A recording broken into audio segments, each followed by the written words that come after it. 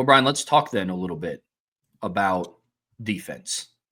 And let's dive into what this side of the ball has in store. Like we said, Mike Elko is now calling plays for the defensive side of the ball. And I think that is one of the reasons why the switch up for Utah State, they really didn't give up that many. But you said 30-6 at halftime, right? 30-6, yeah.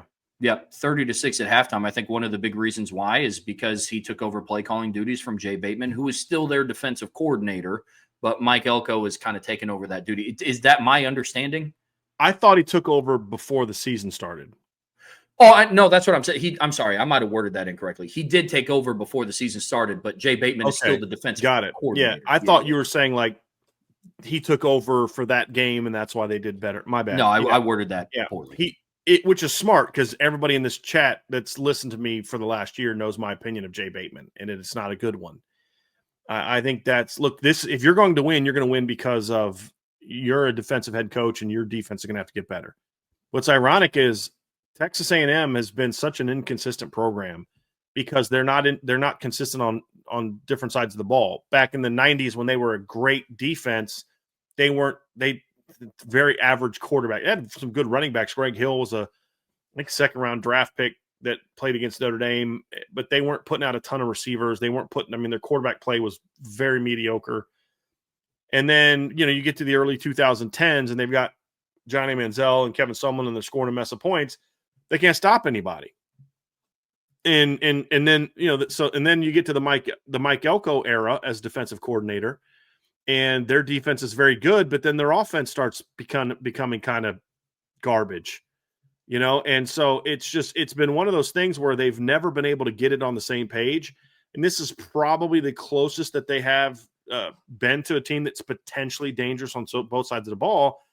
But even still, their defense has to get better than it has been the first two games, and certainly better than it was last year to get back to kind of playing like they did under Elko when he was their defensive coordinator, because we've seen years where their offense was dynamic. In 2012, they scored 44.5 points per game. And that year they were a pretty good team. They went 11-2. Their defense gave up 21.8. It was a good defense. It wasn't a great defense, in my opinion. And then you get to 2013 and they score 44.2 points per game. But here's the little problem, Trev. They gave up 32.2 points per game. And so their offense is every bit as good, but they go 9-4. Why do they go 9-4? Because they had to score a bunch of points. They lost to Alabama scoring 42. They lost to Auburn scoring 41.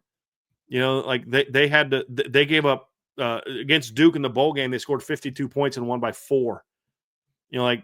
They were a team that needed to score. They were going to have a hard time winning because how bad their defense was.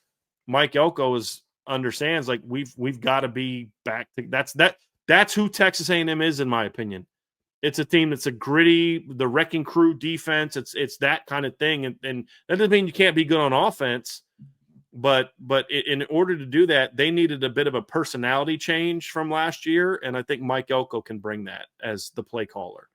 Now, I'm curious to see kind of how involved he is in the game plans and things like that. I don't know the answer to that. Some head coaches aren't as involved in the actual breaking down film as much like he would have as a defensive coordinator. It doesn't mean he's not breaking down film. You can't call plays if you're not breaking down film. But there's breaking down film like a head coach who's also calling plays, and then there's breaking down film like a defensive coordinator. That's your only job. And then a bunch of things in between. Where is he on that spectrum is going to determine the success against some of the better teams. But I think this is a smart move because you got to take ownership. And he did it right away. I mean, after year one, okay, I'm calling plays. Now, I don't think that's a long-term solution, but it's what I think this team needed in 2025. No, I'm with you. And look, they got off to a hot start last year. I mean, up until November, they didn't allow an opponent to score over 25 points, and then they just couldn't finish. Mm-hmm. 3 of their last 5 opponents scored over 35. And that just that's a testament to this team not being able to finish. It's the defensive fall off, which kind of led into your point of Mike Elko needing to take over play calling duties for the defense to get them through this season, because I do, and I know you do too, I do like the makeup of this roster. I do like this Texas A&M defense, and I do think that they have some pieces. They got to figure out a way to finish. And again, like we highlighted earlier in the show, their road to finish this year is not going to be much easier, and you can make the argument it's going to be more difficult than their road to finishing last season. But When you look at this season, Mike Elko takes over calling plays. Big picture, it's not a great start to the season. You gave up 20 points in each of your first 2 games against significantly inferior opponents. But like we highlighted, Utah State scored twice in the second half to make the game look a little closer than what it ultimately did. So, I question for you outside of kind of the outline that we put together for this show. When you look at a defense like this that went up against UTSA and then Utah State, what are some of the takeaways that you can look at and say, okay, this is who they are, or how much of it was attributed to the level of their opponent? I think they're working out the kinks. I think like a lot of people are early in the season, they're working out the kinks, like we said, they went out and got ran all over by UTSA. Look, if UTSA wasn't getting blown out late in the game, they might have gone for 250, 300 yards in that game. I mean, their starting running back was at 11 carries for 93 yards at halftime. And then I think his first carry, second half, he went 75 yards for a touchdown to make it a one-score game. It was very, very different. And then they came out this next game and against Utah State, and they were a lot better against the run. So when I look at this team, Trev, I think it's a team that says, okay, you're trying to be better. Now, keep in mind that Utah State ran for 127 yards and 3.9 yards per carry in their season opener against UTEP. So I don't know how good of a rushing team that Utah State actually is at this point in time. But the point is they made the adjustments and shut them down on the ground in game 2. So I think they look like a lot of teams do in the first couple of weeks, which is they're trying to still figure out exactly who they are and trying to work out some kinks and be more sound defensively. I think what's interesting is the defensive line, in my opinion, has been very disruptive in the first couple games against the pass, but has been able to get pushed around a little bit in the run game. How does that continue moving forward? Are there some adjustments they're going to make to kind of fix that? I think their linebackers have been what we thought they would be. The secondary is actually the position that hasn't, at least in 2 games, hasn't really taken the jump that I thought they would from last year. But again, that goes back to, if all you're going to look at for Notre Dame all season to say, well, how they played in the opener against Miami is who they're going to be all year. Well, that's not how football works. You either get better or you get worse. Most teams don't just stay the same. I think A&M showed me improvements on defense in game 2. They tackled better in game 2. I thought that was an important piece to them getting better. And now they're going to have to do that against much, much better athletes for Notre Dame. And that's going to be the challenge, because like with a lot of teams, Trev, you don't really know who you are until you play somebody good. I remember, it was 2015 when Notre Dame played the start of the season against Georgia Tech. Do you remember that? And Georgia Tech was a top 15 team that was supposed to be a big game for them. If you looked at Georgia Tech, man, they were rolling. They played Alcorn State in the opener, beat them 69-6, played Tulane in week 2, beat them 65-10. They went 3-9 that year. They didn't score. After that game, they only had 1 game all year they scored over 30 points. You don't really know who teams are in the first couple weeks, especially when they're playing inferior opponents. This will be that test for Texas A&M to say, okay, are they this team or are they not this team? And that's the challenge for Notre Dame, but that's also the challenge for Texas A&M. Okay, yeah, you looked good doing this against UTSA and Utah State, but they're not Notre Dame. And whereas Notre Dame only has 1 game under their belt, but they had a much tougher test in their 1 game. So which one of those 2 things carries the day is going to be a big part of this matchup that we'll dive into tomorrow. But I actually, if I'm Texas, I'm a little concerned about some of the movement that UTSA had against us. And I'm a little bit concerned about some of the ability to throw the football that teams have had on us. And they were better against Utah State. But first half of the game, they had stuff. UTSA had stuff there the entire first half of the game against them. And if you look at the numbers for UTSA, 170 yards on 34 attempts, it doesn't look pretty. But if you watch that game, you saw some guys dropping balls. You saw some plays getting called back from penalties. There were some opportunities there that hopefully Notre Dame could take advantage of. But the fact that they were able to get pushed around a little bit is something I do think Notre Dame's going to try to take advantage of. But also, this is a talented defensive line with some talented young players and transfers working their way in. Will they be more cohesive and locked in Game 3 than they were the first 2 games?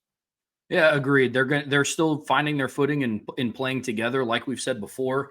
It doesn't necessarily have the star power, like the name recognition that last year's defensive line had with Nick Scorton and Shamar Stewart and Shamar Turner, but they got some good pieces in there. DJ Hicks is a good interior defensive lineman. Cassius Howell is a good edge rusher, but once they start to find their footing, I think that's really going to allow their linebackers to eat, because I'm a big fan of this linebacking core. We'll dive more into that tomorrow, but Scooby Williams and Torian York are 2 really good linebackers. Although Scooby needs to be careful not to give too much, ammo to Notre Dame. Beefeater put a super chat out. Thank you. Said, I never heard of Rudy. Who is Rudy? Like, okay. All right. We'll see how that goes. Yeah.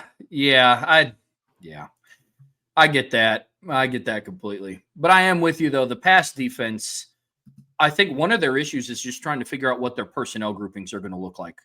It goes back to some of the things that we talked about earlier in the year. They need one of Des Ricks or Julian Humphrey, who's now Julio Humphrey, to step up. And I think they're still trying to figure out what their safety Seriously? rotation. Yep. All right. Okay, whatever.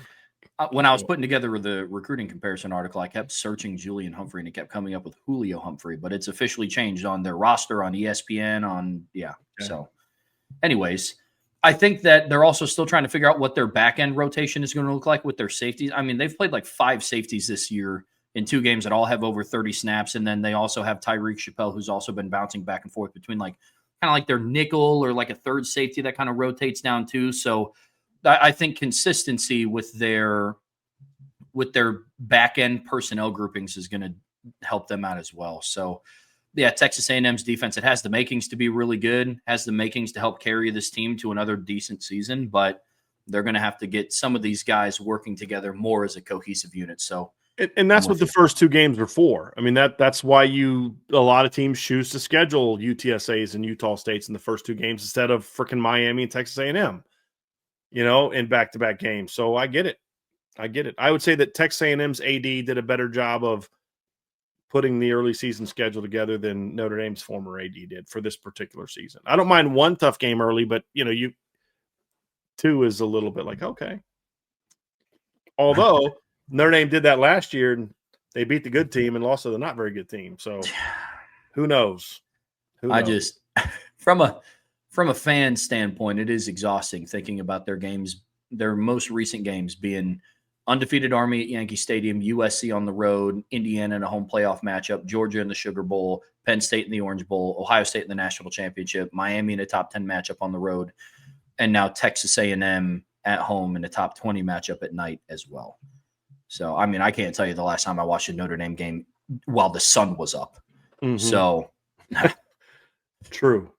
We'll get a little bit of that at the start of the game. A little bit. Yeah.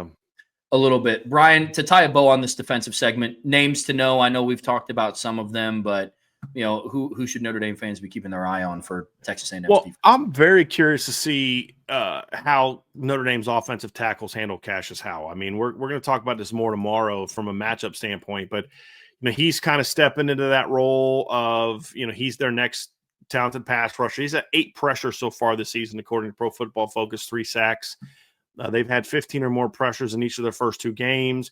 Marco Jones is a very talented freshman who's playing a decent amount for them as a freshman, just kind of a pass rusher type of guy. Their D tackles play with a lot more. I'm trying to think of the right way to say this. They play harder than maybe what they had last year. But you've mentioned, just maybe not the first round, second round talents of a Shamar Turner, guys like that. Love their linebackers, as you mentioned. Scooby Williams and Torian York are 2 outstanding football players. I love Torian York. I don't know that he's like a high draft pick kind of guy. I'd be curious to see where he goes there. A little undersized, pretty good athlete, but not an elite athlete. He's just a heck of a football player. And as you mentioned, there's talent in the secondary. They're just not playing real super great right now. The numbers look good, but when you look at the film, it's like, okay, there's some vulnerabilities there. And so I think, but I love I love their linebacking core. Their front seven, if you watch certain parts of the game, you're like, dude, this is going to be front seven. It's going to be a problem. But then if you only watched other parts of the game, you're like, man, you can punish this team. Right? And that's kind of a bit of the unknown, Trevor, is, yeah, they dominated Utah State. They were kind of okay against UTSA. What are they going to look like against Notre Dame? I'm very curious to see that. But it's a lot of the names we've talked about this summer. Will Lee's their best corner. It's about Cassius Howell on the D line, some of the transfer guys, Marco Jones is a guy that Notre Dame should have recruited a little bit harder, but that's a different story for a different day. Excuse me. But their D tackles bring a little bit more stoutness than when they're playing well than what they did last year. And that's why I think game 2 was better than game 1, because I think game 1 was about not hitting the right fit. It wasn't like they got moved around a little bit, I thought, but there was also some fit issues and things like that were a problem too. It wasn't like they were getting driven 8 yards off the ball. Like the long touchdown run was a fit issue to start the third quarter against UTSA. So there's good talent there. I don't think A&M has like elite talent. Like they don't have a lot of future top 10 NFL draft picks, but I thought some of their top draft picks last year were their biggest problems. This guy's going to be a top 20 draft pick, but he doesn't seem like he really cares on this particular series. I think what you're going to get from Cassius Howell and the rest of the line is they're going to play harder. So you're going to have to match that intensity and match that focus, and that's going to be a big part of it. I agree. It's definitely going to be a good matchup and one that I'm excited to dive into, Brian. We do have a couple of super chats, though, before we head out of here for today. I know we already got one of them at Scooby Williams shot at Rudy. But another one in here from Ryan Elliott. Thank you for the super chat, Ryan. I appreciate that. Offensive line better step it up.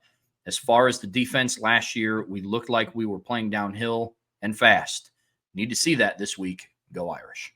Yeah, I'm going to have a video coming out this week that kind of breaks this down. They were definitely neutered. Marcus Freeman used the word paralyzed in the first game or in the press conference talking about the O-line and the defense. And I think that was a coaching issue. That you're trying to, like, I loved Sean Stiers asked the great football question. His answer wasn't inspiring to me, as a lot of his answers weren't overly inspiring to me, but I'm like, I don't know what you guys want him to say. He's not talking about the Miami game anymore. But this is on Notre Dame. If you didn't want us asking you questions yesterday or on Monday, yesterday, about Miami, then you shouldn't have not allowed canceled the press conference just because there's not a game. You should have had a press conference last week. We could have asked all the Miami questions we wanted to, and then all the questions yesterday would have been about Texas A&M. Anyway, that's a different story. But it was a coaching thing. You were asking them to kind of read and flow and fit off the D line. That's what you were asking them to do. That's not what you should be asking them to do as often as they did in that game. So getting back to letting them play fast, letting them play downhill. And the thing is crazy. I asked 3 or 4 different people that were at practices, leading up to the game and all the leading up to the jersey scrimmage and the jersey scrimmage. And the one thing I got from all those people that I talked to was, that's not what I saw in practice. So clearly this was something. I hope it was just a Miami-related game plan and not who Chris Ash wants to be. That's my hope. But get back to let Drake Bowen play downhill. Let Adon Schuler play downhill. Let KVA play downhill. Let Jaden Osbury play downhill. Let Jaden Sneed play downhill. Attack. Be the aggressor. We talked about this, Ryan, in our postgame show, is they let Miami dictate everything in that game. Yeah. Notre Dame's got to get back to being the team that dictates everything to A&M. So I agree with you on that. Absolutely. And then a super chat from Akshat Shakar. Thank you for the super chat. Does Mickens have the same role in setting coverage structure under Ash as he did under Golden? I don't know the answer to that. My guess would be no, because what we saw Saturday did not look a whole lot like what I know Mike Mickens has done in the past, but that's a guess. I don't know the answer to that. I haven't been told definitively. I mean, I know he's still the pass game coordinator, so I would think so, but it did not look like it on Sunday night. That's for sure. I have a strong inkling that we're going to find out moving forward who's going to be setting the coverage structure depending on what the defense starts to look like as the season starts to unfold. So I'm with you. I'm with you there. Yeah, I do. Before we go, Trev, I do want to talk a little bit about the press conference because there's a lot of people upset about what he didn't say in the press conference. And I just want to remind people, like, guys, I don't know what you thought he was going to say in the press conference. We've been doing this for years. What did you really think, like, honestly, that Marcus Freeman was going to go in there and be like, the offensive line played bad? He wasn't going to say it even if he believed it. Now, I also am sympathetic to people that are like, he's now 3 times since the end of the Miami game said the offensive line played well. Said it again on Monday. I get the concern. All I can tell you is just because he said that doesn't necessarily mean he believes that. Like that's all. Just leave it at that. Yeah, here's my nugget for his press conference. Sometimes you kind of have to look behind the curtain. You have to look at body language and how something is said, because when somebody puts it out on Twitter, what is said versus how you listen to it and how you watch it be said is a little different than reading it. Marcus Freeman at his core, I can't believe, and some may call me naive for this, can't go back and watch the film and watch what happened against Miami and say that it was well. So, and it would go against everything he's been about in 3 years, Trevor. That's the other thing. I'm sorry. No, you're right, though. No, you're right. That's what I was about to say, man. It's like, look, at the end of the day, when has Marcus Freeman ever in his 3 years, he's going into year 4 being the head coach at Notre Dame, when has he ever, after they lost to Northern Illinois, after they lost to Marshall, after they lost to Stanford, when has he ever gotten up in front in a press conference and said, this unit played bad, and this unit played bad, and this unit played bad? If my memory serves me, that was one of the things that people hated about the last head coach that was in town. And so, no, none of what he said in the press conference surprised me, to the dismay of many who wanted him to roll out the game plan of exactly how they were going to beat Texas A&M and put out there for everybody to see what exact specific adjustments were made. Sometimes with press conferences, people will get mad at it. It's coach speak. Well, he's a coach, and it's a press conference. It doesn't surprise me. And he's in a lose-lose, because if he hammers his players, to your point, we're going to be like, man, you just threw your players into the bus. It's your job to get them ready. So if I'm going to have people be pissed, I'd rather them be pissed at me and not my players. Here's the other thing, too. So I think sometimes people read too much into body language. Sometimes I think people that read into body language are reading it correctly, because sometimes the body language is not good. Marcus Freeman's body language on Monday was not good. And he kept looking down and looking around. And my thing to you is, I believe that Marcus Freeman is a relatively honest person. And whenever he has press conferences after bad games and gives us kind of the it's going to be okay stuff, he doesn't look super comfortable. And the reason that I believe that to be the case, this is my opinion, I think he knew what he was saying was not necessarily what he wanted to say in regard to like what he is saying to his team. He's not going to give us that. Look, we've explained this to you guys. Notre Dame has a very adversarial relationship with its media. I don't understand why, but they don't want to give us anything. They don't want us to be around anything. They're not going to give us anything. And when you combine that with the fact that his nature is, I'm not going to throw my players under the bus, the fact that he looks so uncomfortable, to me, says that you got to pick one of these two things. Either A, he's telling you the truth and he's just all of a sudden became awkward at press conferences randomly for no reason whatsoever after the Miami game, or after saying those things, he's uncomfortable because that's not really what he feels about his team. Because look at what's the one time I felt like Marcus Freeman kind of got a little bit upright, looking right at the person asked the question, is when, I can't remember who asked him the question, but it was about the captains. And that's when he got like really real about it. At first, then he went into, you shouldn't judge them by their, and then all of a sudden he starts looking around and, shouldn't judge them by their, because he didn't believe that. He absolutely knows that if your captains aren't playing well, that's going to have an impact on your football team. And so again, his body language to me said, what he's telling us, all the kumbaya, everything is good. That's not who Marcus Freeman. That's not what Marcus Freeman thinks. But that's not for us to see and know. That's for his players and coaches to feel that on the practice field and in the room. And I think if Marcus Freeman genuinely believed the things he said, he would have looked a lot more comfortable in that press conference yesterday. But because he's torn between here's the truth and here's here's my desire not to throw my players and coaches under the bus and give people that fodder, which he shouldn't because social media will go nuts with it. That's why he looked like he didn't want to be there. Well, I don't think he did want to be there. And I don't think he loves doing those money press conferences. I wouldn't either if I was him. It's part of your job, though. It's part of the deal. It's part of what you do. But I think that's why he looked the way he looked, Trevor. I think he knew that he was putting on a brave face and saying all the right things. But at the end of the day, he knows what we saw is flat out not good enough.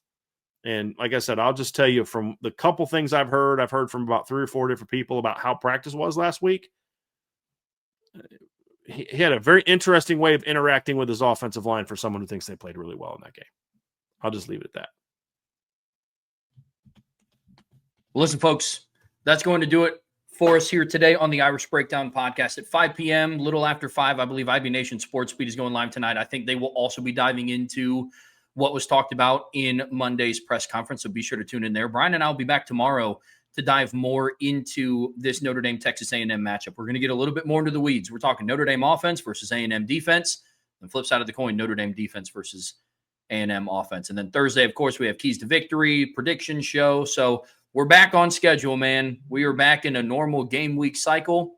And Notre Dame finally plays football on a Saturday. It's been quite some time since we've been able to say that as well. So I'm psyched about it. I know you are too. Massive, massive opportunity on Saturday. But to be in tune with everything, you have to make sure you're subscribed to this channel.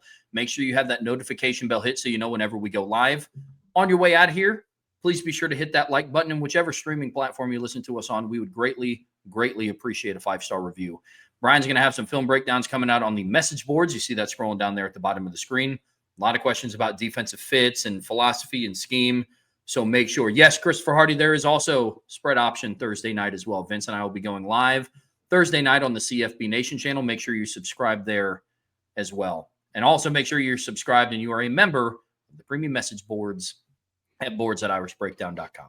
I have 2 videos coming out this week in advance of the A&M game. I'm going to have an RPO video breaking down the RPOs against Miami, some of the mistakes that were made, some things they can do to clean it up. And then I'm going to have a breakdown of the defense that shows why I think it was an issue and why I think the scheme is what caused the linebackers especially to not play all that well. So I'll have both of those up. That's going to be for premium members only. And also a reminder, the post-game show will be live, but the Upon Further Review is now something that we record. We have video breakdowns in it. We do X's and O's. That's now a message board only thing as well. So people have asked about where's Upon Further Review.